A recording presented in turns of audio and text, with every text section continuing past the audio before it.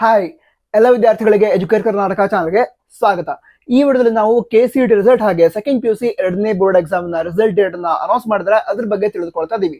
ಮೊದಲಾಗಿ second PUC ಎರಡನೇ board exam ಇರಿದೆ. ಅದರ ರಿಸಲ್ಟ್ ಅನ್ನ ನಾಳೆ ಮೇ 21ಕ್ಕೆ ಅನೌನ್ಸ್ ಮಾಡಲಾಗುತ್ತೆ ಅಂತ ನಮ್ಮ ಶಿಕ್ಷಣ ಇಲಾಖೆಯವರು ಅಫಿಷಿಯಲಿ ಅನೌನ್ಸ್ ಮಾಡಿದ್ದಾರೆ. ನೋಟಿಫಿಕೇಶನ್ ನೀವೀಗ ಸ್ಕ್ರೀನ್ ಮೇಲೆ ನೋಡ್ತಾ ಇದ್ದೀರಾ.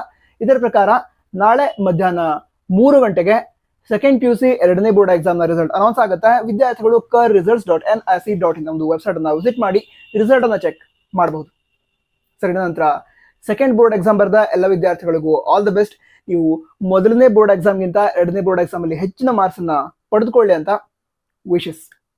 ನಂತರ ಈಗ ಯಾವುದೇ ವಿದ್ಯಾರ್ಥಿಗಳು ಮೊದಲನೇ ಬೋರ್ಡ್ ಎಕ್ಸಾಮ್ಗಿಂತ ಎರಡನೇ ಬೋರ್ಡ್ ಎಕ್ಸಾಮ್ ಅಲ್ಲಿ ಹೆಚ್ಚಿನ ಮಾರ್ಕ್ಸ್ ಅನ್ನ ಪಡೆದುಕೊಂಡ್ರೆ ನೀವು ಹೆಚ್ಚಿಗೆ ಪಡೆದುಕೊಂಡಂತಹ ಮಾರ್ಕ್ಸ್ ಅನ್ನ KCET ರ್ಯಾಂಕಿಂಗ್ ಏನಿದೆ ಅದನ್ನ ಅನೌನ್ಸ್ ಮಾಡೋದಕ್ಕೆ ಕನ್ಸಿಡರ್ ಮಾಡಲಾಗುತ್ತೆ ಅಂತ ನಮ್ಮ ಶಿಕ್ಷಣ ಇಲಾಖೆಯವರು ಈ ಹಿಂದೆ ಹೇಳಿದ್ರು. ಅದ್ರ ಬಗ್ಗೆ ನಾನು ಕೂಡ ಹೇಳಿದ್ದೆ, ಬಟ್ ಮತ್ತೊಮ್ಮೆ ಹೇಳ್ತಾ ಇದ್ದೀನಿ. ಯಾಕಂತ ಹೇಳಿದ್ರೆ ಈ ವಿಡಿಯೋನ ಹೆಚ್ಚಿನ ವಿದ್ಯಾರ್ಥಿಗಳು ನೋಡ್ತಾರೆ, ಈ ಇನ್ಫಾರ್ಮೇಶನ್ ಎಲ್ರಿಗೂ ತಲುಪಲಿ ಅಂತ.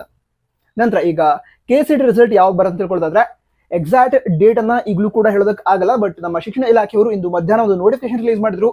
ಅದ್ರ ಪ್ರಕಾರ ಸೆಕೆಂಡ್ PUC ಎರಡನೇ ಬೋರ್ಡ್ ಎಕ್ಸಾಮ್ ನ ರಿಸಲ್ಟ್ ಬಂದ ನಂತರ ಅದ್ರ ಜೊತೆಗೇನೆ KCET ಪ್ರಾಕ್ಟಿಕಲ್ ಎಕ್ಸಾಮ್ ಏನಿದೆ ಅದಾದ ನಂತರ KCET ಪ್ರಾಕ್ಟಿಕಲ್ ಮಾರ್ಕ್ಸ್ ಸಿಗುತ್ತಲ್ವಾ, ಅದೆಲ್ಲ ಸಿಕ್ಕ ಮೇಲೆ KCET ರ್ಯಾಂಕಿಂಗ್ ಅನ್ನ ಅನೌನ್ಸ್ ಮಾಡ್ತೇವೆ ಅಂತ ಹೇಳಿದ್ರು.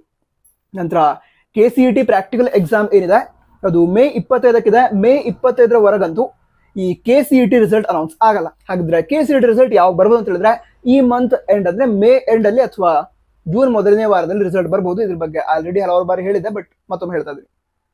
All the best. ಜೈ ಹಿಂದ್, ವಂದೇ ಮಾತರಂ.